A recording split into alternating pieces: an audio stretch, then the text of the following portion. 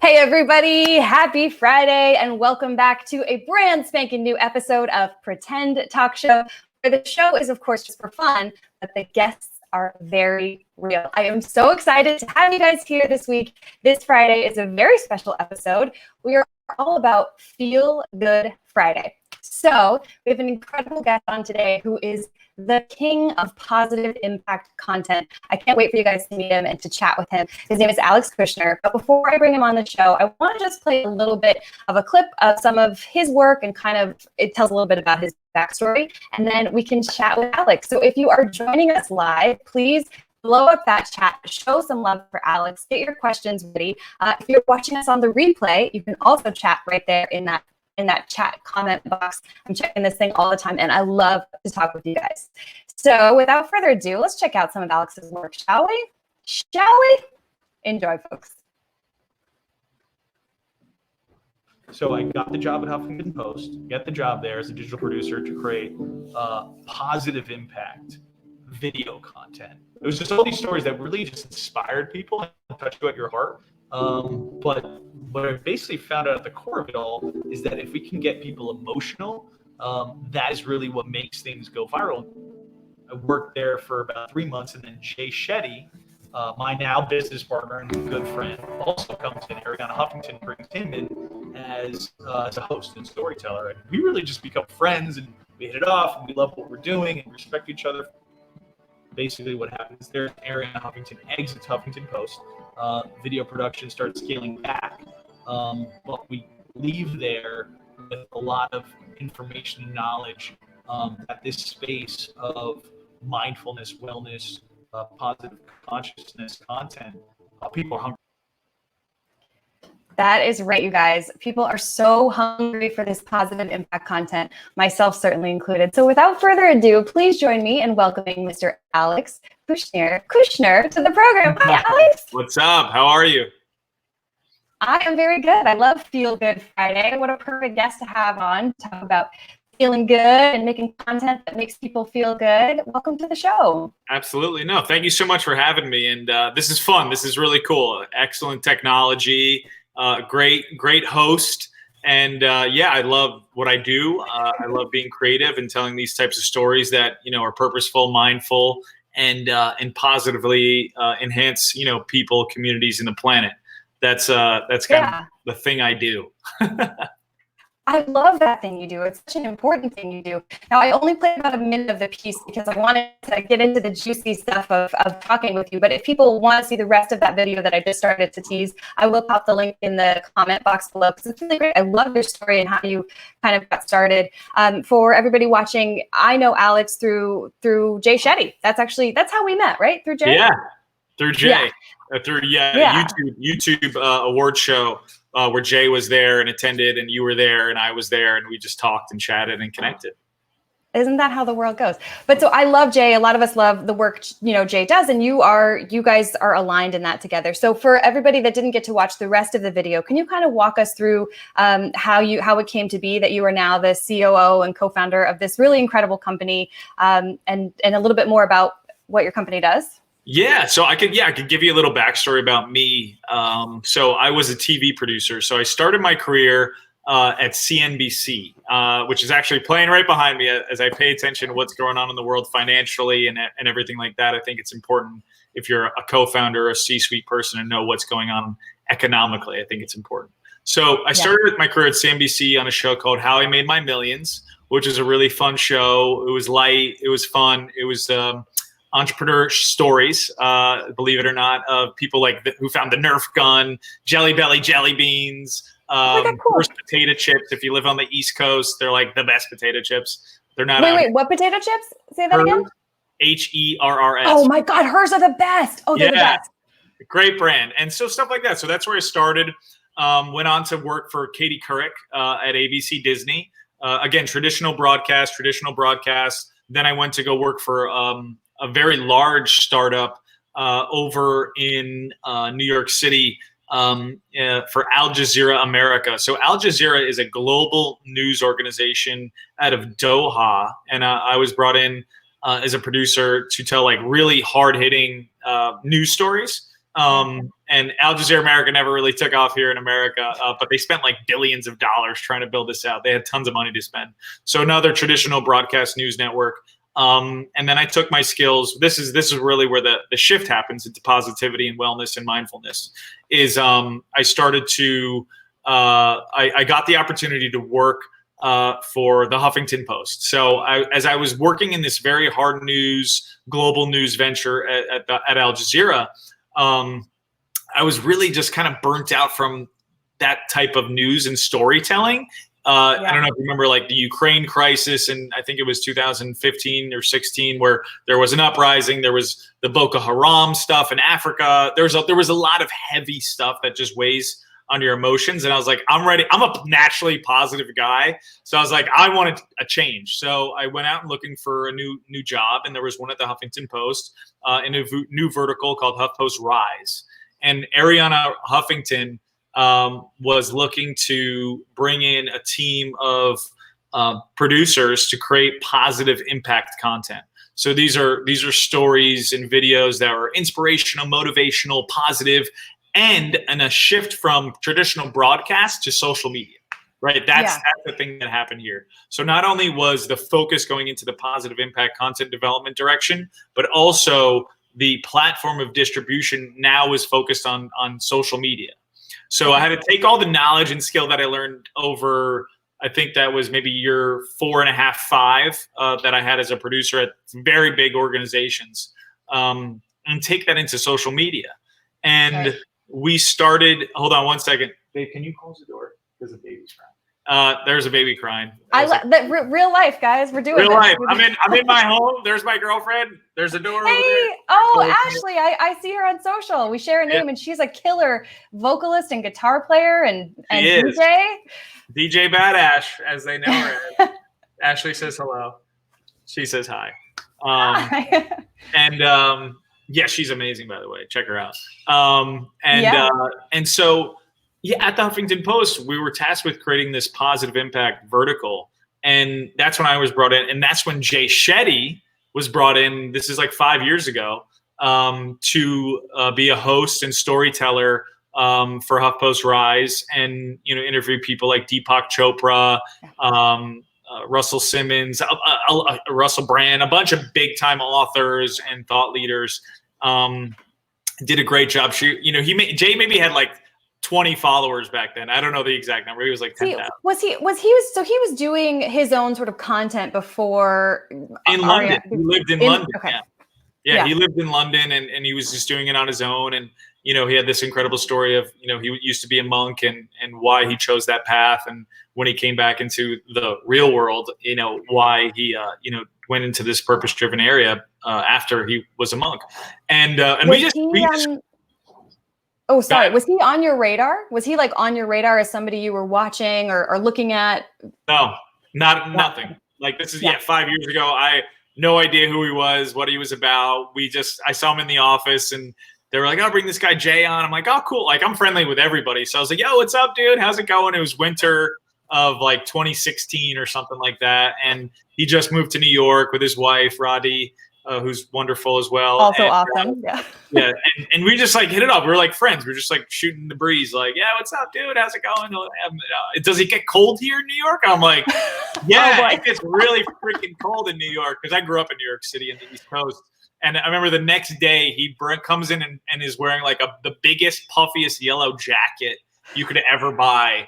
I was just laughing at it. I have that burnt into my memory for some reason. I think I was just laughing at him like, dude, yeah, you'll be warm in that jacket. You'll be warm in Antarctica in that jacket. I love it. It's kind of funny to me to just, I don't know, there's something about, which I know that Jay has this background, and you guys, if you don't know who we're talking about Jay Shetty. He's hugely popular now. We're sort of telling his story of how he became to be so popular, but he started out, or he spent some time as a monk. And to me, it's always like, oh wait, is it okay to be friends with a monk? Like, can I say cuss words in front of a monk? Can I like be? I do. Yeah.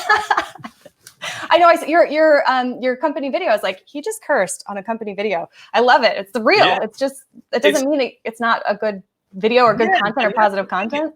I'm not trying to be, and I grew up in New Jersey on the East Coast. We have a little bit different mentality. We're just a little more We curse, but it's not to be vulgar for the sense of being vulgar or saying something that, sometimes you need to drop an F-bomb to express a feeling sometimes. And you're not just trying to like curse to curse. It's not like that.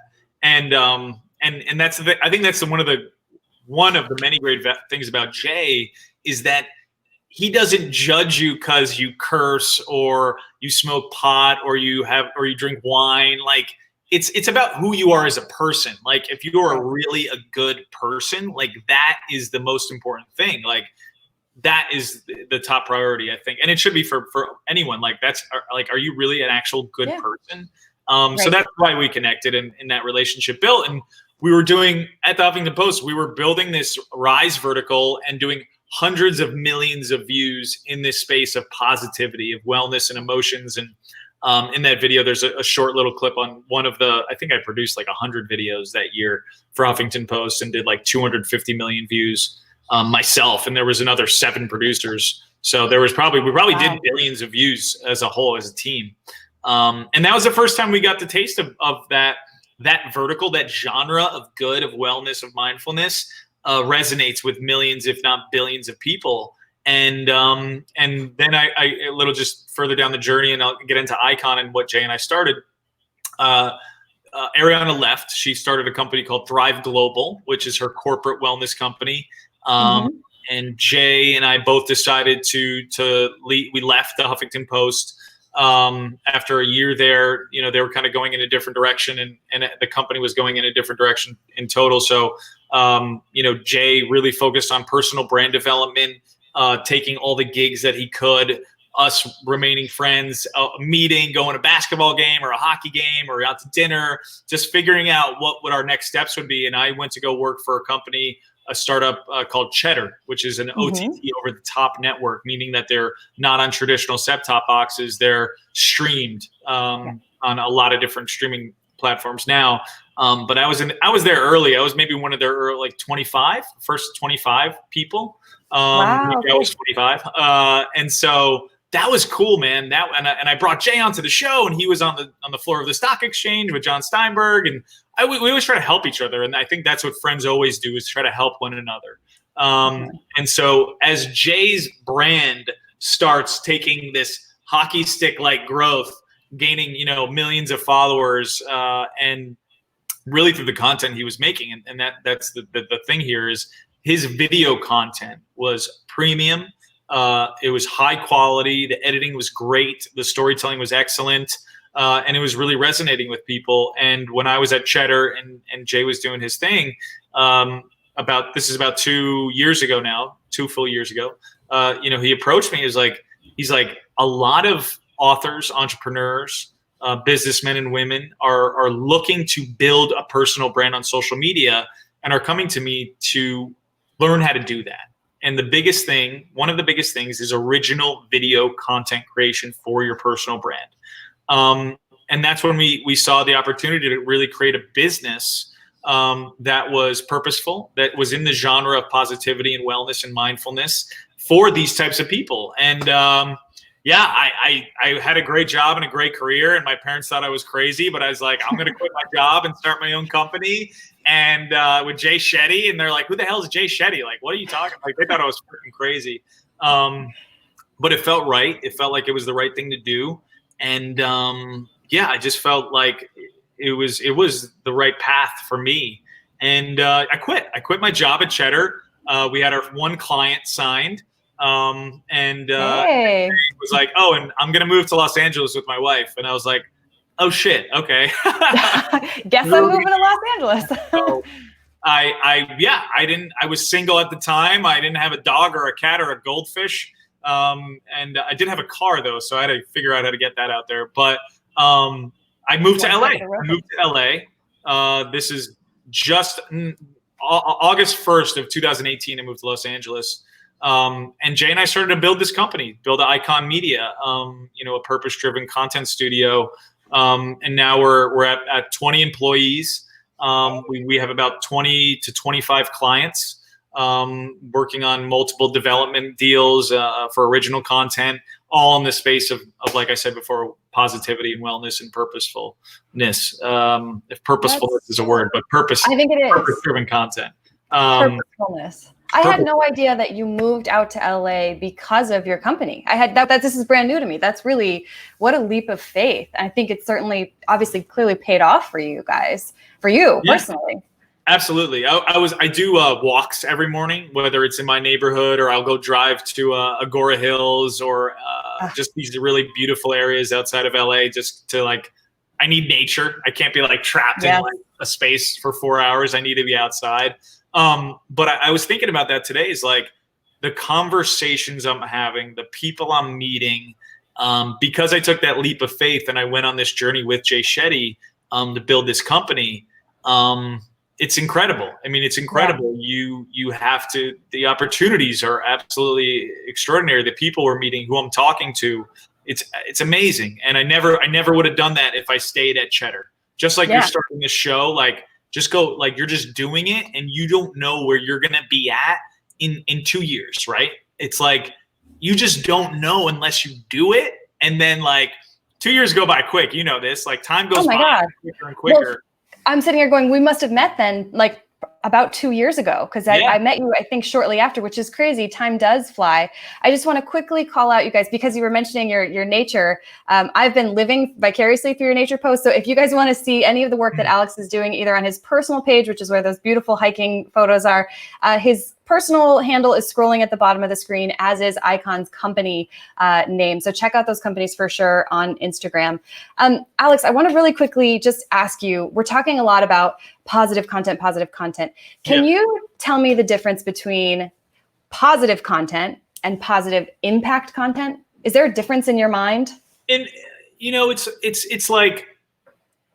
they're both, I think they're both so similar. I think the impact part really comes in when a piece makes you get up off your chair. It turns you into, it gets you emotional, and you're I need to go do something about people after post-incarceration, after they got out of prison, because I just heard this guy's story. I'm crying and this isn't right, and I'm gonna go do something about it. And you can actually through technology, understand what the viewers are doing after they watch a piece of content. Are they going and donating? Are they going to the website you want them to go to help give time to help these people who are coming out of incarceration? That's the impact part, right? Where it's it's good to make positive content. That's oh, that was a cool piece about, this, puppies, whatever, it's the impact part for me is that it's is it truly making me feel something emotional that I want to go help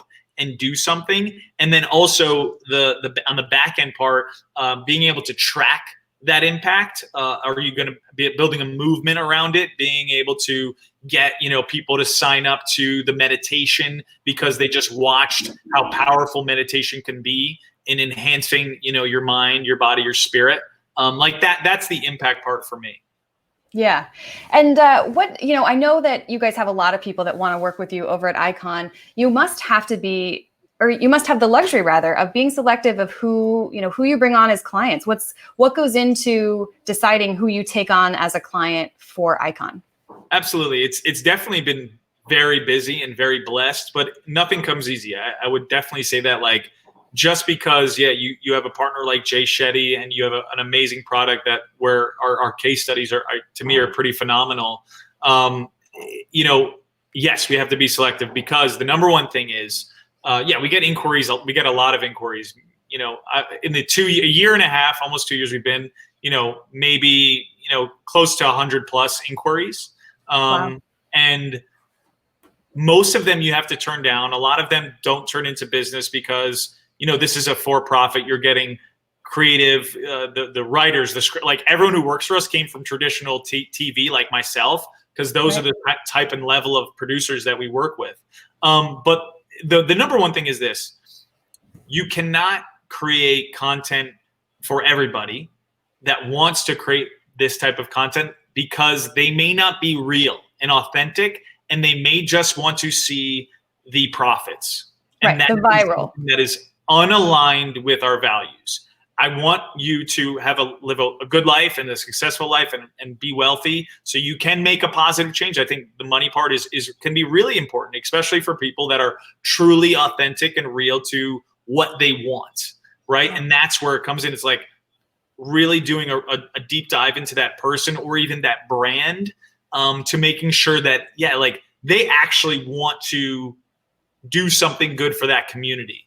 There's no like their first priority should never be like, how much money can I make from this? If it starts out in that direction, I'm like, listen, like, there's an economy here for sure. But that's not where I like to start my conversations. Yeah, it's tough. It must be a tough marriage of like, this is whether it's show business, traditional media, which is my background as well, or the positivity business. I mean, like there is still this underlying, yes, this is a business. Yes, we all have bills to pay. And I think there must be somewhere in there finding the balance of giving power and a voice to people who really have, like you're saying, a great message to get out there. Yeah. The thing, I'll be honest with you, I hear the word like content going viral, and I almost have an allergic reaction to it sometimes because to me, it's like a popularity contest sometimes. And I think I hear people say, oh, I want it to go viral. I want it to go viral. I'm like, what are you even saying that's going viral? How do you deal with that? Like, how do you approach the people that say, I want this to go viral? Right. Absolutely. And that's the thing. It's like, and things are always relative to what is like viral and like what's having a true impact to that individual. Like for instance, like, someone may come on and they have a couple thousand followers and they're getting 80 views and 90 views, and it's great. Like their stories are great and what they're doing is awesome. And then, they work with us and the video does like 200,000 views, right? That's like 1,000 times what they're averaging, right? And people are like, well, where's my million? Like, I thought I was going to get millions. It's like, it doesn't work like that all the time. Like, for example, Jay Shetty puts out consistently, and this is a guy with 35 million followers, right? Across the board on social media platforms. He puts out like 100+ pieces of original content a year, video content, not even counting his podcast, just his premium video content. That's like 2 pieces of original content a week, you guys. That is a lot. It's a lot. That is a lot. So it's like really understand that. And then some of it, this is a guy with 35 million views. Some of it, in those views, he may get 500,000, 800,000, a million view videos in that 100. Like maybe 30 of them will be like that. So, right, this is a guy with 35 million followers, and he's still getting some of his videos with 500,000, 600,000 views. And then he gets obviously the 80 million, 100 million, 40 million, 20 million. Those are frequent because of that. So, yeah, I don't like the viral term because it's all relative and it's all like, it's about the impact and the conversation and more about the community you're trying to build and the brand you're trying to build. It's like, I'd rather have someone do 200,000 videos consistently over the course of 6 months than having one video that does 10,000, one video that does 3 million, and then the rest are at 40,000, right? It's like, I want to see that steady growth happen. I don't want to see, this and then that and then this and then this and that's not good to me. That's not the point of this. Do you think that there are like you must have some ideas of like certain pieces or elements that will create a successful video, right? Like components or elements that go into a successful video? Yeah. And I think there's a lot of people, I mean, now that, I've been doing this social media content creation stuff for over 5 years now, probably one of the earliest people in the positivity space to be creating it. So we found a lot of different things and these are probably things that a lot of people know, but the first 5 seconds of a piece of content on social media is everything, right? What is your beginning? What is your introduction? What does your image look like? What are the words you're saying? That's probably the biggest thing that you can work on early on. That as you kind of graduate the ladder of like creativity and storytelling, think about the first 5 seconds and how you can bring in an audience and grab their attention, because there's a billion other things they can be watching and looking and clicking through and swiping through and doing what can you do to grab the audience's attention in the first couple seconds of the video? That's probably step one. 101, classroom 101 of creating something that has the chance of doing extremely well on social media. Yeah. And then I just want to address anybody that is watching us live. You guys, I think Alex is super open to taking any questions that you might have. So feel free to throw those in the chat. We are here in the comment box. We are here and looking at those. So feel free to chime in. Can you talk a little bit about the difference between producing media for social media versus traditional platforms? I know you just kind of mentioned like those first 5 seconds, obviously our attention spans on social media are a lot shorter. Are there some other differences or maybe similarities to that end? Okay. Yeah, I can talk similarities. So number one thing is storytelling. That is something that across the board, whatever genre, platform, social media, traditional broadcast, HBO, movies is the number one important thing.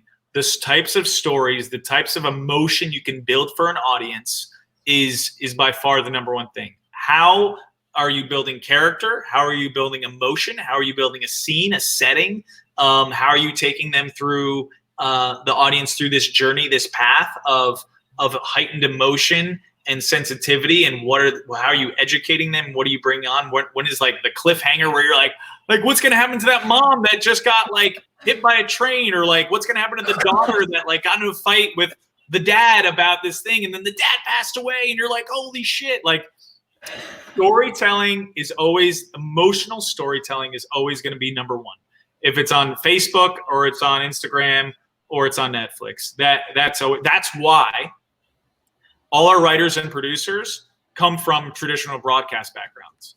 Because it's that skill. Yeah, they don't come from Twitter or even Facebook or Instagram or Now This or any of those like digital media. They are traditional TV writers and producers. And I think when people work with us and they're like, whoa, like you guys approach this in a much different way than I was expecting, which is really cool. Yeah, no, I get that. I think I get that comment a lot, like especially as I've started moving more towards the digital space. I was always working in TV or big movies with big studios, and then moving into the digital space, the comment that I always kept getting is like, wow, you're really professional. It's like, yes, thank you. But it's also like, everyone should be. If you're producing something, you should be. I think maybe particularly in the social media space, what I notice a lot, and you can tell me if you notice this too, I think it's a lot more about like documenting right now what's happening. So like someone will hop on a story and be like, this is a really bad example and I'm intentionally doing it bad, like gonna have a salad for lunch. It's like, that's great that you're telling me what you're doing right now. And that there's an element of that like we're going on this journey into your life, but what you're talking about is right there. There's no story. Like the crass thing that I could say is like, why do I care? Like what's the, It's like, and it's all part of your brand building, right? If you're trying to build a brand on social media and you're let's say a vegan nutritionist, like think about, right? It's like, let's create a character. Like if you're going to be trying to build a brand and you're a vegan nutritionist and you need to start like the premium quality, like videos that we do that take time and research and development storylines, that is a huge part. That's going to get you the exponential growth. But then there's these other types of videos, the daily stories, the daily like, hey, listen, I'm making a new salad today. I'm putting, raisins, cranberries, iceberg lettuce, tofu, like those have value to building brand on social media. But like you're just an asshole for like talking about people making salads. You're like, no, that's it's like, no, I love salad. Like I should make more actually, but but no, it's like to your point, it's like, now if you're trying to build a brand and if you see a vegan nutritionist who just goes like, hey, just made a salad, like check it out, like, or you the vegan nutritionist whose brand's like, hey guys, what's up? Like I'm gonna show you how to make like such a healthy salad really quick in the next like 5 minutes with these ingredients, like being like that, like I'm watching her, like I'm not watching the other one. You know what I'm saying? Like intentionally giving something to your community, I think is for free. Yeah, and exactly. that's like, it's easy to listen to. It's great to like learn from. It's educational. You like their attitude and their spirit and like the way they're presenting it, and it looks more professional and like and more real and not just some like quick little thing. Especially when it comes to brand building. If you just want to have fun and you just want a page for yourself that you do with your friend, like do whatever the hell you want. But if we're talking about building a brand as a personal brand, those are the things you really need to think about. Yeah. So let me ask you, who do you think is doing it right now? Like it can be a corporation or an individual, but like who do you think is really, obviously Jay, we love and know is doing it right. I mean, he does. He's our guy. One of the best. It's a good one. There's definitely a couple that come to mind. I think in our genre, I really love what like Prince EA does. I think he's very strategic. He takes his time. I don't think he releases nearly as many videos as we do or Jay does. But the quality of his content, I think, is very, very good. He takes the time and energy to think about the stories he's telling and scripting it. You can see that in his videos. And it's like, that's what he wants. Like, that's his thing. And that's awesome. Like, you don't need to be doing 100+ videos a year, but if you want 35 million followers, guess what? Do the freaking work. Like, I think, and Prince EA's close to Jay. I think he may have like maybe 2 million followers. And I'm not making this a contest. I'm just saying like the difference of level of like, it might take you to do 100+ videos if you want 35 million. And if you want 10 million, I mean, I don't care. I think I got like 1,000 barely across social media. Like to me, it's not that important. It's more important for me to focus on the business and that day to day. If people want to listen to me and talk to me, great. Like I'm cool with it, but it just depends on what you want. So Prince EA is one. I'm trying to think of brands off of the top of my mind that I think are doing it really well. There's Hello Sunshine. I was just literally going to say Hello Sunshine. Yeah. I swear to you, I was just about to say, I know that they're a huge brand, but like Reese Witherspoon's company, Hello Sunshine, I love their accounts. I love following them. Yeah. It is totally really pretty, control. Aesthetically pleasing, really pretty, smart. They're thinking about their audience and who's possibly watching this stuff. The color, from their color palettes to the tone of their messaging to the way their fonts look, like so detailed and granular and everything.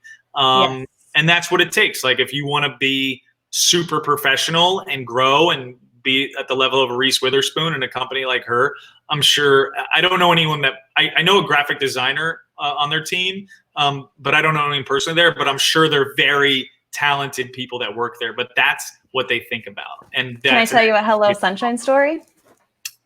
Do I know it? No, I said I want to tell you a Hello Sunshine story. Oh yeah, tell it.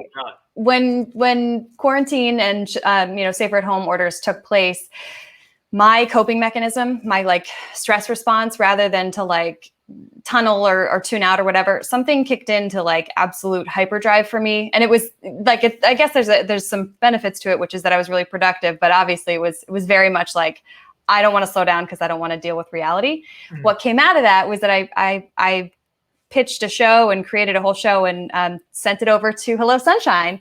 And they were very interested. And we had some talks back and forth, but it turns out that it was a little too close to something that Miss Witherspoon herself is already developing. So I was like, I'm on the same level as Miss Witherspoon. Yeah. You're thinking in that at that level. Like that's awesome. That's really cool. It was cool. Yeah. I you was got like, okay. And hey, listen, just because they didn't accept it, like go to like 20 other places and pitch it. Oh yes. Oh yeah. Yeah. And it was also just this like, first of all, on the Hello Sunshine, I was so appreciative for them to honestly reject me and to like, just to even give me the feedback. Cause a lot of times people will just ghost. No thank you. Or they'll ghost you. Yeah. That's the worst. I hate being ghosted in business. Or I'm like, it's okay to be like, no, not interested at this time. Like, thank you. It's not the right fit right now, whatever. Like, cool but I don't like getting ghosted though. Don't leave me on red, man. Well, okay, we are almost out of time here today, but I know you guys, you have a lot of cool things in the works. before I ask you about some projects that you have coming up, I want to just talk with you a little bit on the personal level. Yeah. You know, you started as a producer. I've loved watching your track. I feel like I can really kind of relate to a lot of the things that you've been through. We share similar professional backgrounds. Yeah. But you're a COO now. Like, what's that like? Are there pressure? Like, do you feel any fear still acting in that role? What's it like to be a COO? Yeah, COO. I mean, listen, being a chief executive of any company, I don't see that. Definitely not fear. I don't live in that mindset. I definitely live in the mindset of, we need to get a lot of things done. We need to stay focused. Positivity. I mean, you have to, even there's going to be ups and downs in companies. Things aren't, they're always great. No, that's bullshit. Like things go bad and things go wrong, and there's mistakes made in any company, in any business. And you have to fight through them. And I think having meditation practices, prayer practices, exercise, surrounding people that are positive and think in that mindset help.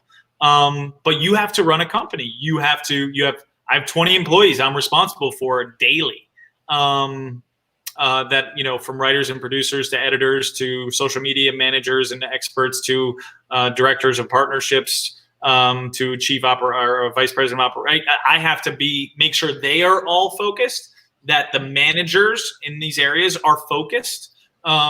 It starts with you, right? So if you say you're a producer, right? And you want it to become an executive one day, the energy of that company, especially if you start your own business, the energy of that team or that company is going to start with you.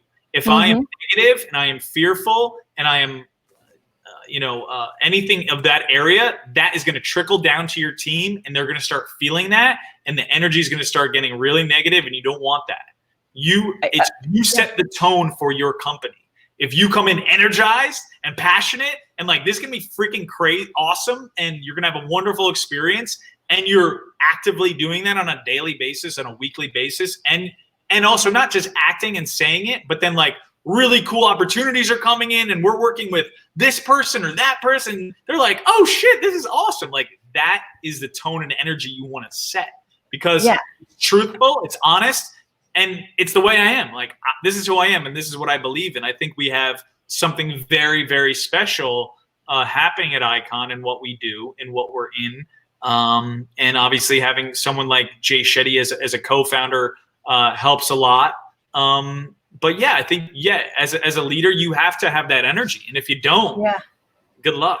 and protecting your team from the times when, like you said, there are bad times. There are absolutely, I know without a doubt, even not as an executive, just as a straight producer and leading a team from the producer level down, it's protecting your team from some of those negativities and the bad things. Like they come up, I think processing it in your own way first and being able to then I don't think it's about like pretending that the bad things aren't happening, but really how do you check yourself when something comes in that's stressful, negative, before you go and, share it with the team? It's like this, whenever there's something very stressful happening or something happened, I really we have to take it as a learning process, as a learning tool to understand what went wrong here? Like, what did we do wrong? What was the mistake that was made? What was, the relationships we had with the client? What was the conversation? What was really understanding it and not going like, oh, like we were totally right. Like they were, it's like not a blame. It's like really a constructive tool to understand what happened. Because next time we're going to have another opportunity and something's going to happen and it's going to go great because we learned from it. So if you turn those negative experiences, in my personal experience, into something positive and constructive and learning from, it's like you lose the negative shit that just happened out of your mind. And you're like, okay, I just learned something that's going to help me get better. Because we all know this, like, dude, people go bankrupt and broke. And then 10 years later, they're, multi-millionaires running a huge company. Like, people fail. Like, what was it? Edison or whatever tried 5,000 or 10,000 times till they got the freaking light bulb fixed. Like, maybe I would have gave up after 20. Like, I don't know. Gosh, like, I know. You have to have that mindset of like, failure is okay as long as you really understand what you did wrong or what happened and learn from it, and then take that new experience and turn it into something positive that you can change in the future. See, this is why we had you on the Feel Good Friday episode of Pretend Talk Show. I knew you'd leave us with some warm and fuzzies. I love that. And it's a really great way to look at challenges that we face, no matter what your business is, whether you're in the entertainment industry or not, anything that you're doing, taking those failures, negativities, and seeing them as learning opportunities and really pulling out the positive from it. So thank you. What a perfect way to kind of wrap up today's Feel Good Friday episode of Pretend Talk Show. Let us know what you're working on. I think you have a podcast. Is that right? You're working on a podcast? My personal podcast. I don't know when I'm going to release that because, to be honest, we're so freaking busy, and I have meetings. If you ever look at my schedule, it's like 8 a.m. till 5 p.m. I'm talking to people every day. Maybe that should be my podcast. My daily meetings should be my podcast. So I don't know when that's going to happen. Listen, I love talking and I love doing those things. I think when the time's right, I'll do the podcast. I'm really more podcast. I think it's a podcast. Yeah, but you know what? I kind of like that. Podcast. That's actually like a cool thing, right? Production. That's going to be the name of my podcast, Podcast. I love it. Prod people to get the truth out of them, tell their story. Right? It's good. It's good. And so, but it's like we have so many wonderful original content we're developing that, not moving away from what we do. It's just really building another vertical of the company of original content development for places like Quibi or HBO Max or even Netflix and stuff like that. Like that's the stuff that really excites me. I love when we have potential to work with big brands. So those big brand stuff are really exciting. And I think there's a lot going to happen in this summer, given the time we're in. I think being in a purpose-driven space already for 2 years now in this company, you've seen the shift happen after and during COVID. Look at every single brand's commercials. Just watch commercials on TV right now. They're all positive, and they're all about connection and how we can come together and help one another. That's what I've been telling for the past 2 years, that this is what we... It only took a pandemic to get everybody to realize it. So easy, Alex. No problem. Just a quick pandemic and everybody gets it. Everyone shifts. Well, we're going to drop the links to Icon's page. I love what you guys are doing over there, and your personal page as well. And I know you're a busy guy, so thank you so much for spending this time with us here today on Pretend Talk Show. It's been so great catching up with you. Yeah, it's been great. Yeah, well, I can't wait to see what you guys are up to for the summer. Absolutely, yeah. We'll continue to talk and update you on things. And thank you so much for having me. And this is cool. I think what you're doing is awesome. Like, dude, don't stop. Keep doing it. Keep getting more guests on. Consistency. And then what you should do is chop these long format pieces into optimized verses for social media and pump them onto your Instagram, your Facebook, and your YouTube and your LinkedIn.